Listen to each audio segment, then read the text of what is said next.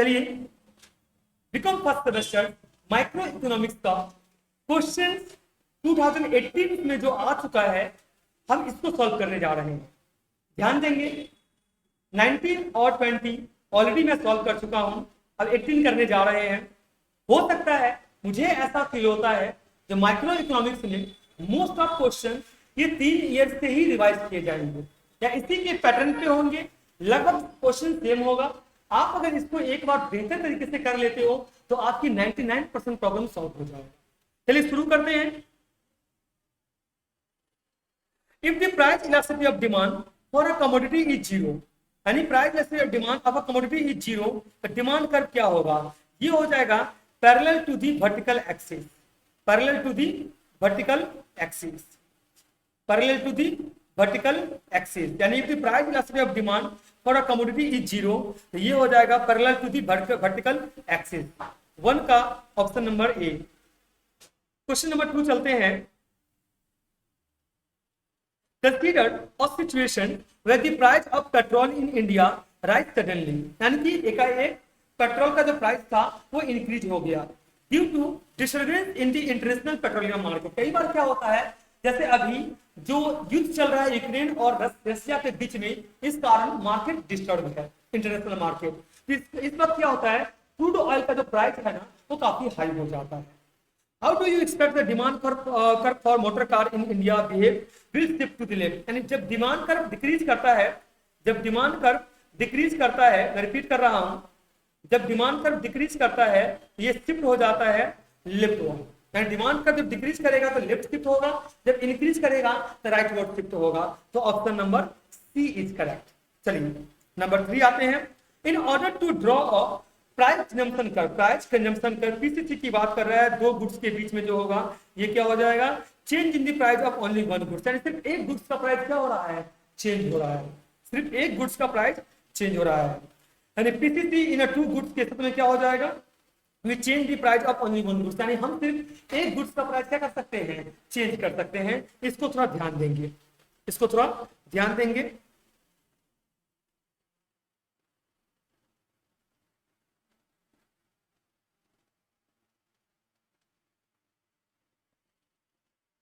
Okay, number 4 आते हैं।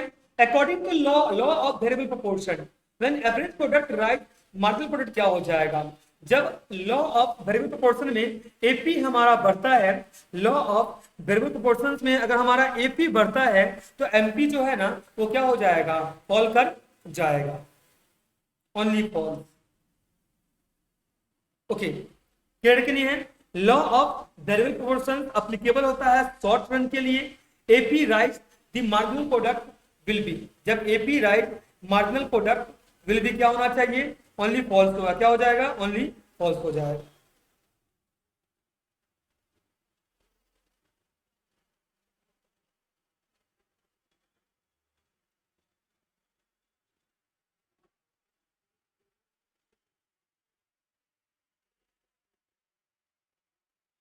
Total cost curve in the short run, ये start with the positive intercept in the Y axis in positively sloped होता है। Option number D. Production function with two inputs, both inputs are increase by 10%, both input are increase by 10% and output rise by 13%, output rise by 13%, how will you describe the phenomenon? तो ये हो जाएगा increasing return to scale. ये सब देख लीजिएगा, normal से already पढ़ाया हुआ है और आप जिस टीचर से भी पढ़ रहे होंगे उनके द्वारा ये सिर्फ पढ़ा दिया गया होगा। Number 7, which of the following cost curve continuously fall with increasing output, यानी कि कौन सा ऐसा curve continuously fall with increasing output, increase होने से कंटिन्यूअसली क्या होता है, फॉल करता है।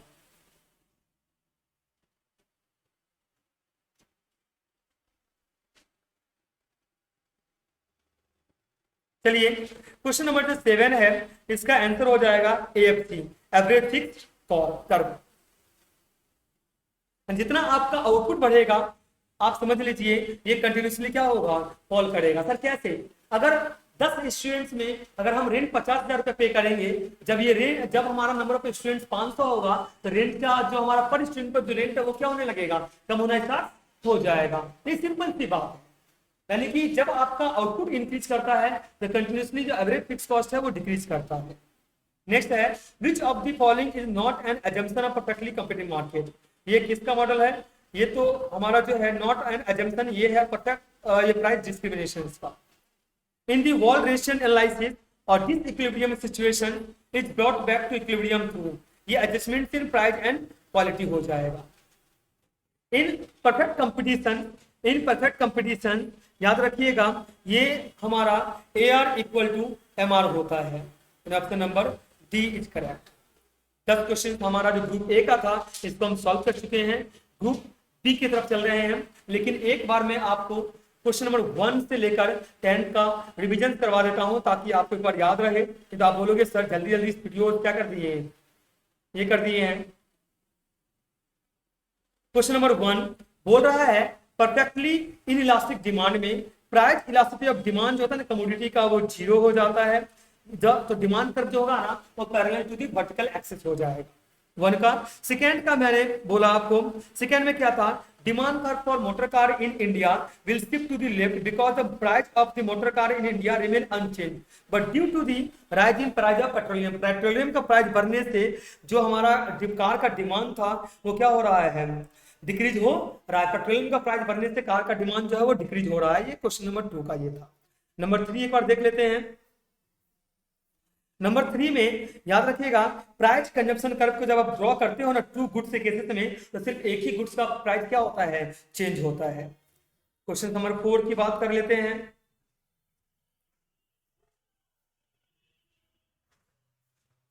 क्वेश्चन नंबर 4 में याद रखिएगा लॉ ऑफ वेरिएबल प्रोपोर्शंस में ना quantity of one factor increase करता है, यानी कि कोशिश हम ये करते हैं जो लेबर की जो हम है ना इंक्रीज करेंगे और अदर फैक्टर फिक्स रहेगा, जिसमें marginal factor of that factor जो होता है ना वो इवेंचुअली डिक्लाइन कर जाता है, यानी कि सिर्फ ओनली फॉल्स होता है। लड़के ने क्योंकि आप सिर्फ एक ही फैक्टर को चेंज कर रहे हो, शॉर्ट रन में आप सारे फैक्टर को कंटिन्यूसली चेंज नहीं कर सकते हो। अगर उसकी रेशियो 1:1:1 है तो इसमें सिर्फ लेबर चेंज हो रहा है तो लेबर क्या हो गया, लेबर आपका 1 से 2 हो गया, बाकी 1:1:2:1 ही रह गया, जिसमें क्या होता है ये फॉल करता है, ओनली फॉल। ओके नेक्स्ट है total cost curve in the short run. ये समझ लीजिए जो total cost curve in the short run है ना ये पॉजिटिव इंटरसेक्ट होता है, यानी कि जो y है y एक्सिस ये हमेशा पॉजिटिवली स्लोप्ड होगा, y एक्सिस क्या हो जाएगा, पॉजिटिवली स्लोप्ड हो जाएगा। नंबर 5 का ये रीजन था। नंबर 6 देख लेते हैं।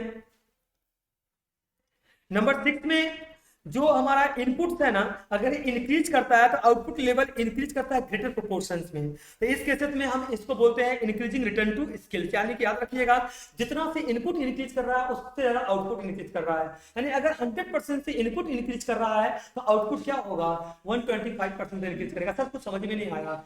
रिटर्न टू स्केल को 3 पार्ट में बांटते हैं, एक है इंक्रीजिंग रिटर्न टू स्केल, दूसरा है कंस्टेंट रिटर्न टू स्केल और तीसरा है decreasing return to scale. Increasing return to scale का मतलब है जितना से इनपुट इंक्रीज करेगा उससे ज्यादा आउटपुट इंक्रीज करेगा। कंस्टेंट रिटर्न टू स्केल का मतलब है जितना इनपुट यानी 100% इनपुट मतलब आउटपुट भी 100%, और डिक्रीजिंग रिटर्न टू स्केल का मतलब है जितना से इनपुट रहेगा उससे कम आउटपुट रहेगा, यानी कि इनपुट हमारा 100% से है तो आउटपुट आपका 75% से है। तो होप तो आपको ये समझ में आ गया होगा, क्लियर के नहीं है। और अगर आपको इस पॉइंट में भी दिक्कत हो रही है तो हमने ऑलरेडी वीडियो बनाया हुआ है थ्योरी ऑफ प्रोडक्शंस का, आप जाके देखिए, सच बता रहा हूँ आपको बड़ा मजा आएगा ये वीडियो देखकर। हाँ मैंने उसको डेप्थ में एनालिसिस कोशिश किया है, जितना हो सकता है रिविजन में कवर करने का उतना मैंने कवर किया है और उसमें आपका पूरा डाउट क्लियर हो जाएगा। साथ ही साथ उसके नोट्स भी हम अपने टेलीग्राम चैनल पे दे दिए हैं, आप उस नोट्स को डाउनलोड करिए, एक बार आप पढ़ के देखिए, आपको मजा आ जाएगा। आप बोलिएगा नहीं भैया आपने जो भी नोट्स दिया था वो परफेक्ट था, क्लियर ना। मैं सिर्फ नोट्स ही नहीं दे रहा हूँ, ये बात का जो चैप्टर्स है क्वेश्चन जो है इसको भी हम सॉल्व करवा रहे हैं। कोशिश करें आपकी प्रॉब्लम जितना ज्यादा हो सके उतना ज्यादा मैं सॉल्व करवा दूँ। साथ ही साथ मैं अकाउंट्स का almost maximum number of chapter का प्रैक्टिकल सॉल्व करवा रहा हूं जो आपके काम के लिए है। आप बिना ट्यूशन लिए बिना खर्चा किए हुए क्या कर सकते हो, पास कर सकता हूं। मैं इसलिए सारे वीडियो अपलोड कर रहा हूं ताकि मेरे जितने भी भाई बहन हैं, छोटे भाई बहन हैं, वो क्या कर सके, वो आसानी से पास कर सके। लास्ट टाइम पे एक दिन पढ़ के भी अगर आप अकाउंट सारे वीडियो देख लिए ना और इकोनॉमिक्स का वीडियो अगर अभी से 3-4 घंटा भी देख लिए ना आप पास हो जाए, ये समझ के चलिए। चलिए नेक्स्ट चलते हैं। नंबर 7 क्या है, बोल नंबर 7 का आप समझ लीजिए, ये एवरेज फिक्स कॉस्ट में कंटिन्यूसली फॉल करता है अगर शॉर्ट रन में आउटपुट हमारा क्या हो जाए, बढ़ जाए। नंबर 8 में मैंने क्या बोला, प्राइस डिस्क्रिमिनेशन। तो ये क्या होता है, price discrimination is not an assumption perfectly competitive market model में ना कि must be knowledge on the part of each, हर बायर और सेलर को ना प्राइस की नॉलेज होता है।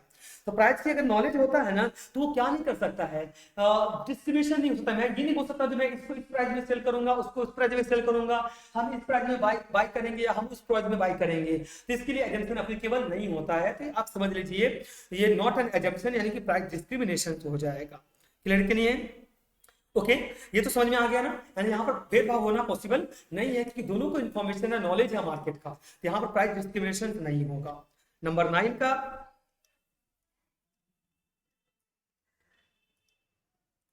नंबर 9 का वॉल रेजिस्टेंस का जो ये है एनालिसिस है डिसइक्विलिब्रियम सिचुएशंस में brought back to equilibrium too. ये बोल रहा है वॉल रेजिस्टेंस एनालिसिस है ना डिसइक्विलिब्रियम सिचुएशंस में ये कहीं ना कहीं प्राइस एंड क्वालिटी की बात करता है। मैं रिपीट कर रहा हूं, किसकी बात करता है, प्राइस एंड क्वालिटी की बात करता है, ये प्राइस एंड क्वांटिटी की बात नहीं करता है। तो इसलिए मैं बोल रहा हूँ adjustments in price and quality. किसकी एडजस्टमेंट्स होती है, प्राइस एंड क्वालिटी। बहुत ऐसे कस्टमर्स है ना वो प्राइस के हिसाब से क्वालिटी के देखते हुए प्राइस तय करता है, और यार सही है, निर्मल प्रोडक्ट बहुत अच्छा है। तो आप यही समझिएगा ये इक्विलिब्रियम थ्रू किसकी बात करता है, adjustments in price and quality.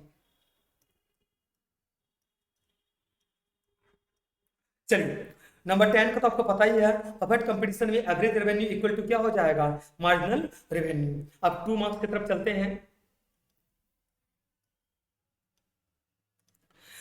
When the income of the consumer rises by 10%, the commodity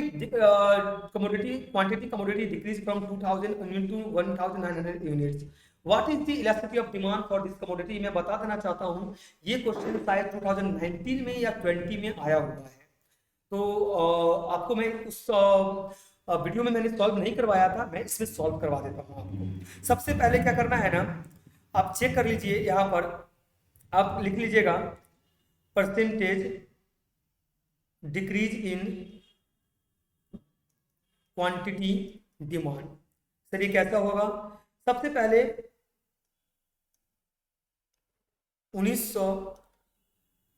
2000 हो गया था, 2000 हो गया था, 100 से डिक्रीज हो रहा है, और टोटल कितना था, 2000 था। कितना था, 2000 था। इनटू कर देंगे हम इसको 100 से। अब देख लीजिए 100 डिवाइड बाई 2000 इंटू 100, तो ये निकल जाएगा 5%, ये निकल जाएगा -5%, -5% निकल जाएगा। क्लियर के लिए है, 1900 -2000 यानी current minus originals divide by originals into 100, ये -5% आ गया। कितना आ गया, -5% आ गया, ये -5% आ गया। क्लियर है, यहां तक तो समझ में आ गया -5%। सर इसके आगे क्या करना है, इलास्टिसिटी ऑफ डिमांड बोलता है, इलास्टिसिटी ऑफ डिमांड बोलता है percentage change in demand divide by percentage change in income. तो कैसे निकालेंगे, परसेंटेज चेंज इन डिमांड कितना है, -5% है, डिवाइड इनकम में कितना चेंजेस आ रहा है, 10% से। तो इसको डिवाइड करिएगा तो ये निकल जाएगा -0.5%, ऑप्शन नंबर बी। क्या कर देना है, पहले आपको करना है 1900 - 2000 डिवाइड बाई 2000 इंटू 100, तो आपका कितना डिमांड कितना चेंजेस आ रहा है वो निकल जाएगा। फिर फॉर्मूला पुट करना है इलास्टिसिटी ऑफ डिमांड्स का, percentage change in quantity demand divide by percentage income, percentage income ये हो जाएगा -5% डिवाइड बाई 10%, ये आ जाएगा इक्वल टू -0.5%। चलिए ये भी सॉल्व हो गया। क्वेश्चन नंबर 1 का बी हो जाएगा। नंबर 2 आ जाते हैं, marginal utility of two goods दिया हुआ है, marginal utility of two goods दिया हुआ है X and Y for different quantity levels are given in the table below. The price are Px equal to ₹5 and Py equal to ₹10। Quantity दे दिया है MUX और MUY दे दिया है, तो इसका आगे क्या होना चाहिए, तो what should be equilibrium, what should be equilibrium price of goods X and Y।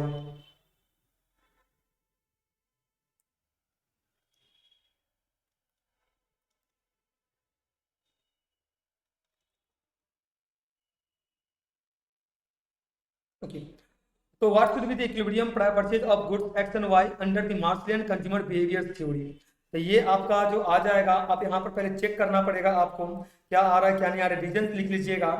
A consumer equilibrium when the marginal utility of commodity is equal to its price. तो ये जो होता है ना, ये होता है MUX equal to MUX equal to MUY by PY। Clear के नहीं है? तो आप देखिएगा MUX and PX, MUX by PX equal to MUY by PY। तो क्वांटिटी ऑफ X कितना है? क्वांटिटी ऑफ X जो है ये भी आपका 3 है और क्वांटिटी ऑफ Y भी कितना है? 3 है। तो QX इक्वल टू 3 और QY इक्वल टू 3 हो जाएगा, यानी कि ऑप्शन नंबर सी हो जाएगा, ऑप्शन नंबर सी हो जाएगा। यानी कि कंडीशन क्या कर रहा है? ये वाला कंडीशन सेटिस्फाई कर रहा है, ये कंडीशन ये सेटिस्फाई कर रहा है। यानी इसमें ये समझ रहे हैं जिस तरीके से MU जो है आपका देखिए MUY क्या है 15 से 14 हो गया, 40 से 12 हो गया, MUX 10 to 8 to 6 हो रहा है, क्वांटिटी 1 to 3 है, तो क्वांटिटी ऑफ X भी 3 है, क्वांटिटी ऑफ Y भी 3 है। तो रीजन क्या है? कंडीशन किसको सेटिस्फाई करेगा? QX इक्वल टू QY, यानी कि QX 3 हो जाएगा और QY भी 3 हो जाएगा। मार्शलियन कंज्यूमर बिहेवियर के थ्योरी को ये कंडीशन सेटिस्फाई कर रहा है। चलिए, ये तो समझ में हमें आ चुका है। ओके, नेक्स्ट चलते हैं number 3। Which of the following expression is a conditions of consumer equilibrium? The Hicksian indifference curve ये MUX by MUY equal to PX by PY का कंडीशन सेटिस्फाई करता है। MUX by MUY equal to PX by PY हो जाएगा। तो याद रखिएगा ये कंडीशन सेटिस्फाई करता है हिक्सियन का। नंबर 4 आ जाते हैं। Which of the following constitutes an exception to the law of demand? Exceptions to the law of demand क्या होगा? Demand for a commodity rise with the price in price of the goods. Other things क्या होगा? Remaining the same होगा। यानी कि price बोलना ये चाहता है demand for commodity rise with rise in the price of goods, other things क्या है? सेम है। यानी क्वेश्चन नंबर 4 का ऑप्शन नंबर क्या हो जाएगा? सी हो जाएगा। The demand for commodity rise with rise in the price of that goods, other things remaining the same. Sir ऐसा क्यों है? Exception to the law of demand बोलता ये है जो लग्जरियस प्रोडक्ट होता है लाइक गोल्ड हो गया, 5 स्टार होटल्स हो गया, एक्सपेंसिव वॉच हो गया, डायमंड्स हो गया, जितनी इसकी प्राइस बढ़ेगा इसकी डिमांड भी उतना ज्यादा बढ़ेगा। तो लॉ ऑफ डिमांड इसके ऊपर अप्लाई नहीं करेगा, डिमांड के जो रूल्स एंड रेगुलेशंस है ये इसके ऊपर अप्लाई करने वाला नहीं है। क्लियर है? तो 4 का हो जाएगा सी। नंबर 5 आ जाते हैं। Assume that quantity demand for a commodity is measured along the vertical axis and its price along the horizontal axis. Market demand क्या हो जाएगा? Horizontal summation of all individual demand curve। अरे सिंपल सी बात मैं आपको बताना चाहता हूँ, मार्केट डिमांड जो होता है ना वो total aggregate of all individual demand, सारे इंडिविजुअल डिमांड कर्व को अगर हम जोड़ देते हैं या सारे इंडिविजुअल डिमांड की जो डेटा है ना, यानी मान लीजिए 10 कंज्यूमर है, 10 अलग अलग कंज्यूमर है, उन सब की डिमांड को अगर मैं ऐड कर दूंगा तो ये क्या बन जाएगा? Market demand. Summation of all individual demand को हम क्या बोलते हैं? Market demand. तो इसका ऑप्शन नंबर बी हो जाएगा। नंबर 6 आ जाइए। दो कमोडिटी का फ्रेमवर्क है consumer equilibrium corresponding to 20 units of consumption of goods X. Clear है? Concern budget line touch X axis at a point quantity consume is 50 units. Consumption of X measure करते हैं horizontally और Y का vertically. तो find the equilibrium. तो X का तो आपको पता ही होगा, ये हॉरिजॉन्टली होता है और वाई का क्या होता है? वर्टिकली होता है। Quantity of Y given P X equal to 10, P Y equal to 5। तो क्या होना चाहिए? तो चलिए इसको हम लोग क्या करते हैं? सॉल्व करते हैं। इसको सॉल्व करेंगे तो सबसे पहले तो हमें क्या करना है? वैल्यू ऑफ, पहले तो हमें यूनिट ऑफ गुड्स यूनिट्स निकाल देना है। 20 यूनिट्स ऑफ गुड्स एक्स, तो कितना हो जाएगा? यहाँ पर ये जो आपका गिवन है 20 units of consumption of goods x, concern budget line touch the x axis at a point पर क्वांटिटी कंज्यूम कितना कर रहा है? 50 यूनिट्स। तो सबसे पहले तो हमें क्या करना है? इक्विलिब्रियम पॉइंट्स देखना है। लिखेंगे इक्विलिब्रियम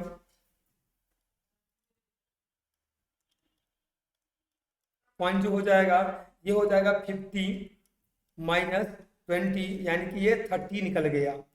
तब हमें क्या करना है, वैल्यू ऑफ 30 यूनिट्स का कैलकुलेशन कर लेना है। तो ये सर कितना हो जाएगा, देखिए हर एक यूनिट का प्राइस कितना है 10 है, तो 30 यूनिट का प्राइस कितना हो जाएगा, 30 यूनिट का प्राइस हो जाएगा 300। क्लियर कि नहीं है। अब प्राइस ऑफ वाई कितना दिया है, 5 दिया है, तो y इक्वल टू क्या हो जाएगा 300 डिवाइड बाई 5, यानी कि ये निकल जाएगा आपका 60। कितना आ जाएगा 60 यूनिट्स, 60 यूनिट्स। अब सुनिएगा, फिर से रिपीट कर रहा हूँ, चेंजेस इक्विलिब्रियम पॉइंट कितना है, बोल रहा है equilibrium point corresponding to 20 units of consumption of goods at budget line जो टोटल है वो X axis at the point where quantity consumption कितना है 50 है, तो इक्विलिब्रियम पॉइंट्स के लिए कितना होगा 30 होगा, तो 30 का है। तो अब आप देखिए वैल्यू ऑफ 30 यूनिट्स क्या हो जाएगा, एक यूनिट का प्राइस कितना है पी एक्स का 10 है, जिसके हिसाब से 30 यूनिट से कितना हो जाएगा 300 हो जाएगा। तो y का प्राइस निकाल दीजिए, y का यूनिट्स निकालिए, तो y का प्राइस कितना है 5 है, टोटल खर्चा कितना लग रहा है 300 है, तो 300 डिवाइड बाई 5 कर देंगे तो कितना आ जाएगा 60 यूनिट्स। कितना आ जाएगा 60 यूनिट्स। चलिए नंबर 7 आते हैं, the following tables where L labour employed की क्वांटिटी ऑफ आउटपुट। तो आपको बताना है फर्स्ट, ये इसका जो आंसर है हमने दे रखा है, first increasing then decreasing marginal product. Sir कैसे होगा, सर इसको पहले तो हमें सॉल्व करना पड़ेगा। तो याद रखिएगा क्वांटिटी दिया हुआ है, क्वांटिटी दिया हुआ है 1 0 1 जो भी है 1 2 3 4 5 6 है। उसके बाद क्वांटिटी जो है आपका 0 10 23 37 है, 48 है, 58 है, 67 है। तो सर कैसे करेंगे इसका, तो देखिए first increasing and decreasing marginal product कितना होता है, देखिए पहले सबसे पहले तो आप यहाँ पर देखिए 0 से 10 हो गया, तो कितना से मार्जिनल प्रोडक्ट इंक्रीज कर रहा है 10 से, फिर यहाँ से 13 हो गया, फिर यहाँ से देखिए 23 से 37, तो 37 माइनस 23 करिएगा तो ये कितना आ जाएगा आपका, ये 14 आ जाएगा, तो 37 से 48 हो गया, तो 48 हो गया, तो ये कितना हो गया आपका 11 हो गया। अब देख लीजिए फर्स्ट मार्जिनल प्रोडक्ट इंक्रीज कर रहा है, यानी फर्स्ट ये इंक्रीज कर रहा है, देन एमपी क्या हो रहा है डिक्रीज हो रहा है, 10 से 13 हुआ, 13 से 14 हुआ, फिर ये घटना स्टार्ट हो गया। अब ये कितना हो रहा है 10, अब ये कितना हो रहा है 9। आप देख पा रहे हैं, यानी पहले ये इंक्रीज कर रहा है फिर ये डिक्रीज कर रहा है, तो first increasing then decreasing MP हो जाएगा। 7 हो गया। नंबर 8 चलते हैं। नंबर 8 पे क्वांटिटी दिया है, टोटल कॉस्ट दिया है, calculate marginal cost and average cost निकालना है कितने यूनिट्स के लिए 5 यूनिट्स के लिए। तो सिंपल सी बात है, मार्जिनल कॉस्ट कैसे निकलेगा, हमने 5 यूनिट्स का, तो 5 यूनिट्स की वैल्यू कितना है 45 है, तो प्रीवियस वाले को माइनस कर दीजिए तो आपका मार्जिनल कॉस्ट निकल जाएगा। तो मार्जिनल कॉस्ट कितना हो जाएगा, ये आपका हो जाएगा 9 हो जाएगा, कितना हो जाएगा 9। और बात करते हैं एवरेज कॉस्ट का, तो टोटल कॉस्ट को डिवाइड कर देते हैं क्वांटिटी ऑफ आउटपुट से, तो टोटल कॉस्ट 5 के लिए कितना है 45 है, और आउटपुट कितना है 5 है, तो ये कितना आपका आ जाएगा, ये भी आपका आ जाएगा 9 आ जाएगा, क्या आ जाएगा 9 एंड 9। तो option number A is correct, आपका ये 8 भी हो गया।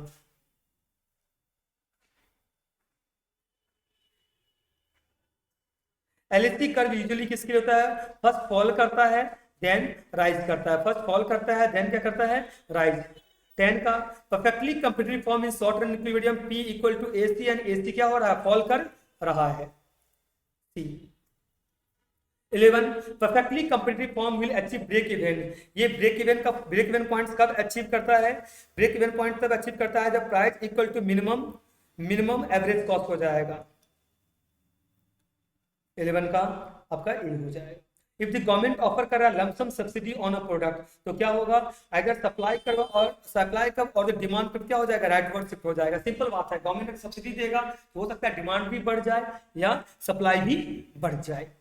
तो किधर से देखो, फॉल करने से वो लेफ्टवर्ड शिफ्ट होता है और राइज करने से इंक्रीज होने से वो राइटवर्ड, यानी जब अगर गवर्नमेंट टैक्स चार्ज करेगा तो ये लेफ्टवर्ड शिफ्ट होगा, अगर ये टैक्स सब्सिडी देगा तो ये राइटवर्ड शिफ्ट हो जाएगा। क्लियर है यहाँ तक। नेक्स्ट आते हैं हम 13।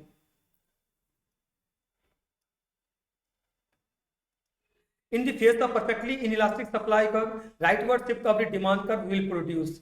Rise in price with unchanged quantity, price तो बढ़ रहा है लेकिन क्वांटिटी क्या है, अनचेंज है। क्लियर कि नहीं है? Inelastics, perfectly elastic, chain smoker, perfect example. Chain smokers होता है ना, कितना भी प्राइस बढ़ जाए, कितना भी प्राइस बढ़ जाए, वो सिगरेट पीना पसंद नहीं करेगा। मता जो दारू पीता है, प्राइस बढ़ने के बाद भी वो दारू पिएगा, थोड़ा कम पैक लेगा, लेकिन क्या है, पैक बोलते हैं, जो भी बोलते हैं, कम लेगा लेकिन वो पिएगा, इतना श्योर। 13 हो गया, चलिए 14 चलते हैं। 13 हो गया, ओके।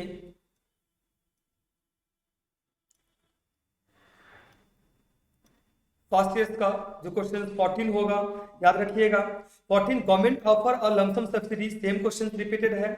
और जो 15 है परफेक्ट इनइलास्टिक का है, जो मैं आपको ऑलरेडी बता चुका हूँ, क्लियर के नहीं है। और एक न्यूमेरिकल क्वेश्चन है जहां पर ये पूछा गया है शट डाउन पॉइंट्स क्या होगा, ये क्वेश्चन नंबर आपका याद रखिएगा, परफेक्टली कम्पिटिटिव फॉर्म्स का ही है, तो याद रखिएगा ये जो आपका हो जाता है ना, MC equal to ABC equal to MR equal to price हो जाएगा, यानी कोई भी कंडीशन सेटिस्फाई नहीं कर रहा है तो नॉर्मली जो क्वेश्चन होगा तो वो आप देख लीजिएगा। डेटा गिवन होगा एवरेज वेरिएबल कॉस्ट का, और क्वांटिटी 1 2 3 4 5 6 होगा, एवरेज वेरिएबल कॉस्ट 10 9 8 9 10 11 होगा, तो इसकी ऑप्शन आप नॉन ऑफ दीज लिखिएगा।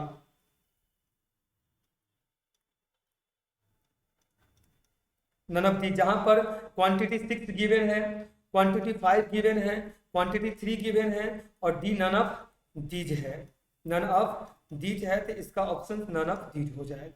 ये आप लोग सॉल्व कर लीजिएगा। चलिए, हमने 2018 का पेपर भी सॉल्व कर लिया। हो बेस्ट ऑफ लक, आप सबके एग्जाम बहुत ही बेहतर जाए, मैं यही आशा करता हूँ। क्वेश्चंस को सबसे पहले पढ़ना है, फिर समझना है, फिर देखना है जो हम क्या कर पा रहे हैं, क्या नहीं कर पा रहे हैं। जिसमें आपको लगे जो हमारा क्वेश्चन की आंसर पूरा 100% क्या है, करेक्ट है, या हम पूरी तरीके से सेटिस्फाइड हैं, देन उस क्वेश्चन को आप अटेम्प्ट करिएगा। दूसरी सबसे बड़ी बात यह होता है, हम लोग क्या करते हैं, दूसरे स्टूडेंट से पूछने लगते हैं या कोई गलत ऑप्शन बता देता है और हम अपना ब्रेन लगाना भूल जाते हैं। तो कोशिश ये करिएगा, जो अभी भी आपके पास में समय है, आप पढ़िए, आप नोट्स देखिए, वीडियो देखिए, और कोशिश में आपको ये फॉलो करने के लिए कभी भी क्वेश्चन को डायरेक्टली टिक मत करिए। पहले क्या करिए, उसको जैसे हम तो रिविजन दे रहे हैं, चौथा आपका स्पीडी करवाते हैं, लेकिन आप कोशिश करिए पहले क्वेश्चन को पढ़िए, समझिए, देन जाके ऑप्शन पढ़िए, और फिर जाके आप टिक मार्क करिए। इससे क्या होगा, जो आपकी गलतियां होने का जो चांसेस है ना, बहुत कम हो जाएगा।